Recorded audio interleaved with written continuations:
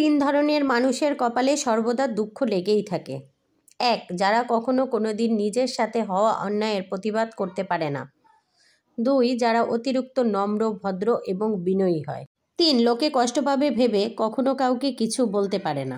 আসসালামু আলাইকুম, জেনিন বাংলাদেশি ব্লগার থেকে আমি জেনিন চলে এলাম নতুন একটি ব্লগ ভিডিও নিয়ে। তো আজকে আপনাদের কাছে একটা স্পেশাল ব্লগ ভিডিও শেয়ার করার মাধ্যমে কিন্তু চলে আসলাম। তো বলেন তো আমি কোথায়? যদি বলতে পারেন তাহলে তো ভালোই হতো, তো বলতে পারবেন না আমি জানি, যার জন্য আমিই বলে দিচ্ছি। আসলে কাল রাতে হঠাৎ প্ল্যানেই বাবার বাড়ি চলে আসলাম। তো বাবার বাড়ি এসে সকালবেলার ভিডিও থেকে শুরু করলাম আজকের ব্লগ ভিডিওটা। তো এই যে দেখুন, সকালে ঘুম থেকে উঠেই কিন্তু পরোটা চা বানিয়ে খেয়ে নিয়েছি। খাওয়ার পরে একটু বাইরে চলে এসেছি এলাকা পরিদর্শন করতে। ওই যে বললাম না, একটা দাদি, আপনাদের সাথে তো শেয়ারই করি আমার ভিডিও যারা দেখেন সবসময়। একটা দাদি আছে আমাদের, সেই দাদি মানে আপন না, চাস্তো দাদি। তো সেই দাদি কিছু গাছ লাগিয়েছে, তার গাছের থেকেই শুরু করলাম। তো তার গাছে দেখেন কত সুন্দর বড়ই হয়েছে। তারপরে এখানে আবার লাউ গাছ লাগিয়েছে, পেঁয়াজ গাছ লাগিয়েছে, পেঁয়াজ কলি হয়েছে, মানে অনেক কিছু। এখানে আবার বোম্বাই ঝালের গাছ, আবার এমনি কাঁচা ঝালের গাছ, মানে অনেক গাছের সমারোহ। তো সেগুলো একটু ভিডিও করলাম, আপনাদের সাথে শেয়ার করব তাই। আর ওখানে দেখেন আমার ছেলে আর আমি দুজনে মিলে এসেছি। আর এই যে দেখুন, ধুন্দল হয়েছে গাছে, এরকম কিন্তু অনেকগুলোই হয়েছে। তো এক এক জায়গায়, যার জন্য বোঝাতে পারতেছি না। আসলে ভালোই হয়েছে, যা হয়েছে মাশাআল্লাহ, খারাপ না। আর এই যে দেখুন, কালো কাঁচামরিচ, এই মরিচগুলা আসলে দেখতে কিন্তু অনেকটা সুন্দর লাগে, মানে অনেকটা না, অনেক বেশি সুন্দর লাগে। তো জানি না ঝাল কতটুকু হবে বা কী হবে সেটা অবশ্য আমি জানি না, তবে দাদি বললো যে ঝাল আছে মাশাআল্লাহ। তো এই যে দেখুন কত গাছপালা সমারোহ, মানে সে নতুন করে শুরু করেছে গাছপালা লাগানো। আরও অনেক কিছু আছে, ওই যে সাইটের মাইটে যত গাছপালা সব কিছু। আর এই যে দেখুন লেবুও হয়েছে গাছে, মানে কোনোটা মানে অনেক বেশি হয়নি, তো যার জন্য এক এক জায়গায়, যার জন্য প্রপার ওয়েতে কিন্তু ভালোভাবে দেখানো যাচ্ছে না। তো আপনাদের কাছে কেমন লাগছে আমি জানি না। তো ভালো লাগলে অবশ্যই লাইক দিয়ে দেখা শুরু করবেন এবং ভিডিওটা কন্টিনিউ করবেন, ফুল ওয়াচ করবেন। আপনাদের একটা লাইক আমার জন্য অনেক বেশি অনুপ্রেরণা যোগায়, কারণ আপনাদের একটা লাইক আমার পথ চলাকে আরও বেশি সুন্দর ও সুগঠন করে তোলে। তো আপনাদের লাইকটা অবশ্যই দরকার। আর এই যে দেখুন, আমার আব্বু কিন্তু বেলে মাছ নিয়ে আসছিল। বেলে মাছ আমার পছন্দ, যার জন্য নিয়ে এসেছে, গরুর গোশ নিয়ে এসেছে, মানে আমি যা পছন্দ করি। আর কালকে রাতে আপনাদের তো বলাই হয়নি কেন এসেছি, হুট করে কেন আসলাম, কারণ আসার তো কোনো প্ল্যানই ছিল না। আমরা আমার আব্বু আম্মু কখনো কোনো দিন আমাদের রেখে কিছু খেতে পারে না। তো তারা আসলে খাসির মাংস রান্না করেছে, যার জন্য আমাদেরকে আমরা আসবো না জোর করে হইলেও, বলতে গেলে কি বলবো, রাত ৮টার সময় এসেছি আমরা, মানে রাত ৮টার সময় বাসা থেকে রওনা দিয়েছি, এখানে আস্তে ৮:৪৫ বেজে গেছে, মানে অত রাত্রে আমাদেরকে আনিয়েছে। তো তখন তো রাত্রে খাওয়া দাওয়া করেছি, সেটা আর ভিডিও করা হয়নি।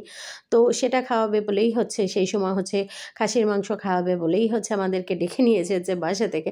তো যাই হোক, এরকমই করে বাবা মা, আসলে এরকমই হয় যে যখন থাকে তখন তারা আসলে তাদের ভালোবাসাটা এরকমই হয় যে তারা কখনোই সন্তানকে ফেলে রেখে কিছুই খেতে পারে না। তো আমার বাবা মাও আর ৫টা বাবা মা থেকে ব্যতিক্রম না। আমিও যেমন আমার সন্তানকে রেখে কখনো কোনো কিছু খেতে পারি না, ঠিক সেরকমই আমার বাবা মাও এখনও এত বড় হয়ে গেছি, 2টা বাচ্চার মা হয়ে গেছি, তারপরেও তারা আমাকে রেখে কখনোই কিছু খেতে পারে না, বা আমার ভাইকে রেখে খেতে পারে না। খেতে গেলে তাদের খারাপ লাগে, কষ্ট লাগে, যার জন্য বারবার হলেও রিকোয়েস্ট করে, মানে জোর করে হলেও আনিয়ে ছাড়বে, এরকম অবস্থা। তো আসলে খাসির মাংস অনেকদিন খাওয়া হয়নি, যার জন্য। আর আমার আব্বুর খাসির মাংস অনেক পছন্দ। বাবা মা যে সন্তানের জন্য কতটুকু, বা সন্তান যে বাবা মার জন্য কতটুকু, এটা যারা বাবা মা হয়েছেন তারাও যেমন বুঝবেন, আর যারা বাবা মা নাই তারাও বুঝবেন। আর যারা বাবা মার আদরের তলে, কোলের মাঝে বসে আছেন, বা ছত্র ছায়ার তলে এখনও আছেন, তারাও কিছুটা হলেও বুঝবেন যে বাবা মার আসলে ভালোবাসাটা কতটুকু, কারণ প্রত্যেকটা সন্তানই কিন্তু বাবা মার ভালোবাসাটা অনুভব করতে পারে। আর এই যে দেখুন, আমার আম্মুর হাতের গরুর মাংস রান্নার রেসিপিটা আপনাদের সাথে শেয়ার করলাম। আসলে রেসিপি না, সেইভাবে না, রেসিপি শেয়ার করতেছি না, জাস্ট আম্মু রান্না করতেছে তাই ভিডিও করলাম। তো আমার আম্মু কেমন করে রান্না করে সেটা তো অনেকটা বারই আপনাদের সাথে শেয়ার করেছি অনেক ভিডিওর মাধ্যমে। তো আজকেও নতুন করে আর কি শেয়ার করব, কারণ আমার আম্মু আমার গুরু। আমি যতটুকু যা শিখেছি, আমি যতটুকু যা পারি সেটা আমার আম্মুর মাধ্যমে। তো আমার রান্না দেখলেই আমার আম্মুর রান্না হয়ে যাবে দেখা, কারণ এরকমই।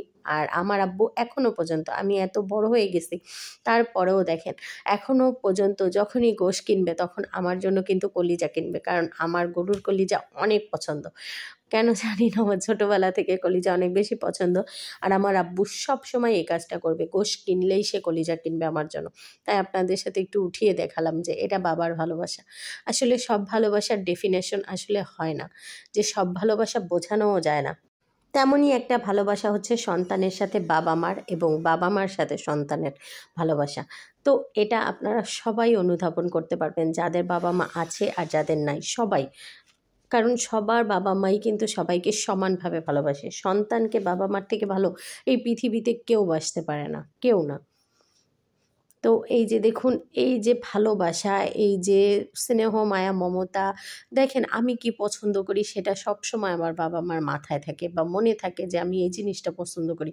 যখনই তাদের কাছে আসি তখনই তারা সেই জিনিসটা খাওয়ানোর জন্য সবসময় চেষ্টা করে। এটা যে কতটা মানে, এটা দেখলে আসলে খাওয়াটা অনেক বড় বিষয় না, এটা দেখলে মনটা ভরে যায় যে না, আমার বাবা মা আমাকে এখনও সেই আগের মতো করেই ভালোবাসে। এই কথাগুলো যখন আপনাদের সাথে বলতেছি, মানে আমার ফিলিংসটা আমি আপনাদের সাথে শেয়ার করতে পারবো না। শুধু এতটুকুই বলতে পারবো যে আমার চোখ থেকে পানি চলে আসছে। কারণ আমার বাবা মা আমাকে এতটাই ভালোবাসে, তাদের একটা মাত্র রাজকন্যা আমি। আমরা 2 ভাই বোন, আপনারা অনেকেই জানেন, আমি আর আমার ভাই। তো হচ্ছে কাজের সুবাদে আমার ভাই যেহেতু বাইরে থাকে, আমার বাবা মা একাই থাকে। তারপরেও তারা যখনই হচ্ছে কোনো কিছু খায়, তারা আমাদেরকে খুব মিস করে, আমাকে, আমার ভাইকে। আমিও আমার ভাইটাকে অনেক মিস করি। একটা মাত্র ভাই, কলিজার টুকরা ভাই। চাইলেও আর মন খুলে আগের মতো করে দেখতে পারি না, কারণ দূরে থাকে। বাবার বাড়িতে আসলে খুব কষ্ট হয় ওর জন্য, কারণ ওকে এসে দেখতে পাই না। আগে যখন বাবার বাড়িতে আসতাম বা ছিলাম, তখন 2টা ভাই বোন সবসময় এক জায়গায় থাকতাম বা ওর সাথে দেখতাম, সবসময় খুনসুটিতে লিপ্ত থাকতাম। আর এখন দেখেন, ভাইটাকে চোখে দেখাও দেখতে পারি না বাবার বাড়িতে এসে। কথাগুলো ভাবতে গেলে চোখ ভরে পানি আসে। যাই হোক, দোয়া করবেন সবাই আমার ভাইয়ের জন্য, যেন ও ভালো কিছু করতে পারে আর ভালো চাকরি বাকরি হয় ওর, সেই জন্য আপনারা সবাই অনেক দোয়া করবেন। আর এই পর্যন্ত যারা যারা আমার ভিডিওটা দেখেছেন, তাদের সবাইকে অনেক অনেক অনেক অনেক দোয়া এবং ভালোবাসা। আর যারা লাইক দিতে ভুলে গেছেন, তারা প্লিজ একটা লাইক দিয়ে আমার ভিডিওটা কন্টিনিউ করবেন। আর এই যে দেখুন, আমার আম্মুর রান্না কিন্তু কমপ্লিট। সে কিন্তু গরুর মাংস রান্না করেছে, ডাল রান্না করেছে, আরও হচ্ছে শোল মাছ দিয়ে হচ্ছে লাউ রান্না করেছে। সব কিছুই আপনাদের সামনে আমি হচ্ছে তুলে ধরলাম যে এই এই জিনিসগুলো রান্না করেছে। আসলে সব রান্না শেয়ার করা যায়নি, তো তাহলে অনেক বড় ভিডিও হয়ে যাবে, তখন আর আপনারা দেখতে যাবেন না। আর এই যে কাঁচা পাকা টমেটো সালাদ করেছে। আর এই যে চালতার ডালটাও আমার কাছে অনেক ভালো লাগে। তো এই খাবারগুলো শুধু হচ্ছে খাবার না, এতে বাবা মার ভালোবাসা, অনেক অনেক ভালোবাসা, অনেক অনেক দোয়া এবং ভালোবাসা। আর এই যে চালতার হচ্ছে ডালের ভিতর অতিরিক্ত চালতা থাকলে কিন্তু ডালটা টক হয়ে যায়, যার জন্য আমার আম্মু উঠিয়ে রাখে। তো পরবর্তীতে এগুলো আমরা শুধু শুধু খাই, কারণ চালতাটা আসলেই অনেক মজা লাগে।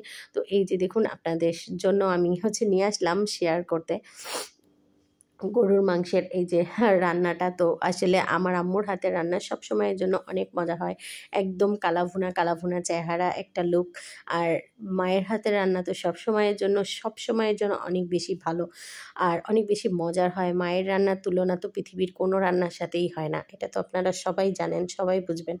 আর সাথে ছিল দই, তো দইটাও আসলে অনেক মজার ছিল। আমাদের এখানে সব থেকে বড় এবং বিখ্যাত যে দই, সেটাই। আর আপনাদের ভাইয়াও কিন্তু ছিল এক সময় আমাদের বাসায়। তো আজ হচ্ছে সন্ধ্যার সময় আমরা আবার মাহফিলে গিয়েছিলাম। এখানে হচ্ছে সব সময় কিন্তু কম বেশি মাহফিল হয়। তো সেই মাহফিলে যে এই খাবারগুলো আবার আমরা নিয়ে এসেছিলাম। কিছু খাবার আমার ছেলে মেয়ে হচ্ছে মাহফিলে বসেই খেয়েছে, আর এগুলো হচ্ছে মাহফিল থেকে নিয়ে এসেছি। তো আপনারা সবাই ভালো থাকবেন, সুস্থ থাকবেন, আমার জন্য দোয়া করবেন। আল্লাহ হাফেজ সবাইকে।